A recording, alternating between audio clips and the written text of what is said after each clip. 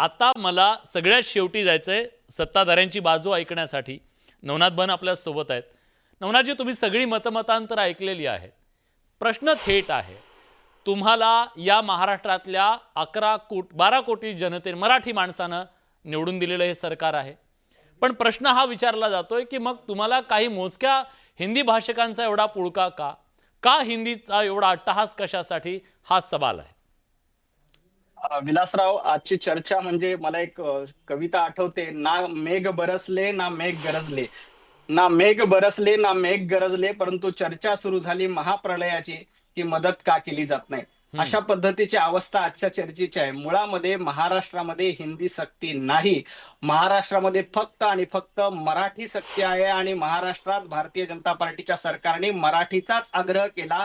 आपल्याला पहिलीपासून त्रिभाषा सूत्र आपण स्वीकारलं, परंतु तिथं हिंदी बरोबर अजून जवळपास त्रिभाषा का स्वीकारलं नवनाथराव? जवळपास 22 भाषांचा पर्याय त्या ठिकाणी आपल्याला उपलब्ध आहे। त्रिभाषा का स्वीकारलं आपण? द्विभाषा का नाही? विलासराव, आपलं त्रिभाषा धोरण जवळपास 1968 पासून आपण स्वीकारलंय। फक्त त्यावेळेला आपण 5वी पासून हिंदी सक्ती केली, आता आपण पहिली पासून तिसरी भाषा सक्ती करतोय, हिंदी भाषा सक्ती करत नाही। त्रिभाषा धोरण हे आपण आत्ता नाही तर याच्या आधी 1968 पासून आपलं त्यावेळेच्या शिक्षण आयोगाने दिलेल्या अहवालानुसार, कोठारी आयोगाच्या अहवालानुसार 1968 पासून आपण महाराष्ट्रानं त्रिभाषा सूत्र स्वीकारलेलं आहे। ते आज स्वीकारलेलं नाही, आता फक्त ते पहिलीपासून आपण लागू करतोय। यामध्ये पहिलीपासून हिंदी सक्ती नाही, पहिलीपासून तिसरी भाषा शिकणं याची सक्ती आहे।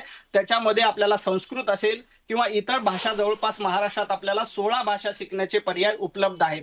मला आजच्या चर्चेच्या निमित्ताने फक्त एकच सांगायचं की ज्या पद्धतीनं किरणजी माने यांनी आपली भूमिका मांडली की आम्ही कलाकार म्हणून पुढे आलेलो आहोत, परंतु किरण माने हे कलाकार म्हणून न येता उभाटा गटाचे कार्यकर्ते आहेत।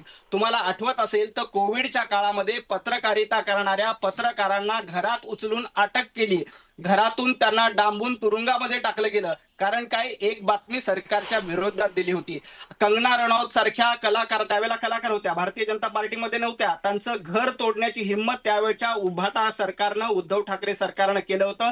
परंतु त्यावेळेला कलाकार म्हणून किरण माने कधीही पुढे आले नाहीत। त्यावेळेला किरण मानेजी म्हणजे सत्तेच्या माध्यमातून असं केलं जातं, सत्तेचा दबाव असतो। ऐकून घ्या विलासराव, ऐकून घ्या। महाविकास आघाडीच्या काळात अशा पद्धतीचं वातावरण होतं, परंतु आता तशा पद्धतीचं वातावरण नाही। आता निर्भीडपणे आपण चर्चा करू शकतो, निर्भीडपणे कलाकार आपलं मत मांडू शकतात। एखादी भूमिका पटलं नाही तर त्याबद्दल बोलण्याचा अधिकार सर्वांना भारतीय घटनेने दिलेला आहे। परंतु हिंदीची सक्ती केलेलीच नाहीये, तर अशा विषयात कलाकारांनी बोललं पाहिजे हे म्हणणं म्हणजे थोडासा जास्तच आग्रह आहे। कारण महाराष्ट्रामध्ये कुठेही हिंदी सक्ती नाही, उलट नवनाथराव, कोणी बोलायचं मराठीबद्दल, कोणी बोलायचं मराठीबद्दल सगळ्यांनीच बोललं पाहिजे, प्रत्येकाला बोलण्याचा अधिकार आहे। परंतु इथे हिंदी सक्ती केलेली नाही। उलट पूर्वी महाराष्ट्रामध्ये 5वी ते 10वी पर्यंत हिंदी सक्ती होती, परंतु भारतीय जनता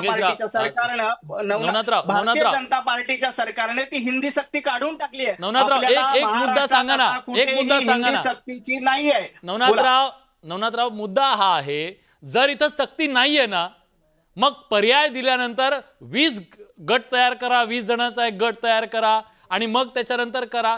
पर्याय नाही, शिकल्याशिवाय पर्याय नाही, हे काय पर्याय आहे? शिकल्याशिवाय पर्याय नाही। 20 जर नसतील, एकही विद्यार्थी जर का त्याला संस्कृत किंवा पाली किंवा इतर कुठलीही भाषा शिकायची असेल तर त्याच्यासमोर ऑनलाईन शिक्षणाचा पर्याय, त्याबद्दल सरकार व्यवस्था करते आणि त्याबद्दलची व्यवस्था सुरू आहे। त्यामुळे अशा पद्धतीनं एक फेक नरेटिव्ह तयार करण्याचं काम केलं जाते की महाराष्ट्रात हिंदी लादली जाते। सरकारचं एकमत आहे, अजिबात सरकारमध्ये एकमत आहे याच्याबद्दल? 100% एकमत आहे, अतिशय एकमताने निर्णय घेतला। याबद्दल आणखी देखील चर्चा करण्याची सरकारची तयारी आहे। कालच आदरणीय देवेंद्रजी फडणवीस यांच्या नेतृत्वामध्ये बैठक झाली आणि याबद्दल अजून काही सजेशन, ऑब्जेक्शन आले तर त्याबद्दल चर्चा करण्याची तयारी देखील सरकारची आहे। परंतु ऑब्जेक्शन आलंय नवनाथराव, ऑब्जेक्शन आलंय सरकारमधलं। अजित पवारांचं बाईट ऐकावा, अजित पवार काय म्हणाले ऐका, अजित पवार काय म्हणाले ऐका।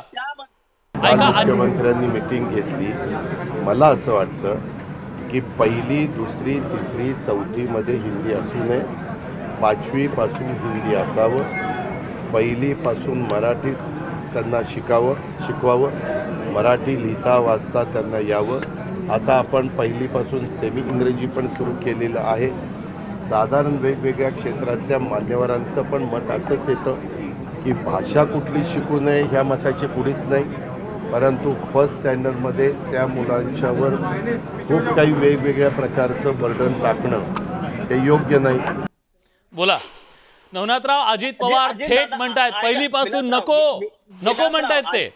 पहिलीपासून आपण त्रिभाषा धोरण स्वीकारलेलं आहे. विलासराव, तुमच्या माहितीसाठी आणि प्रेक्षकांच्या माहितीसाठी आपल्याकडे सीबीएसई बोर्ड आहे, आपल्याकडे आयबी बोर्ड आहे. महाराष्ट्रातील जवळपास 20 ते 25% मुलं आजही पहिलीपासून 3 भाषा शिकतात. त्याचं कारण आहे काय? महाराष्ट्रात मराठी सक्ती आहे, त्यामुळे मराठी शिकावंच लागतं सगळ्या शाळांना.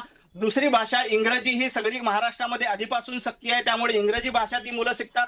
याशिवाय तिसरी भाषा हिंदी ही आयबी बोर्डामध्ये आणि सीबीएसई बोर्डामध्ये पवार आणि सर. इतर स्वायत्त या संस्थांमध्ये ऑलरेडी शिकवली जाते.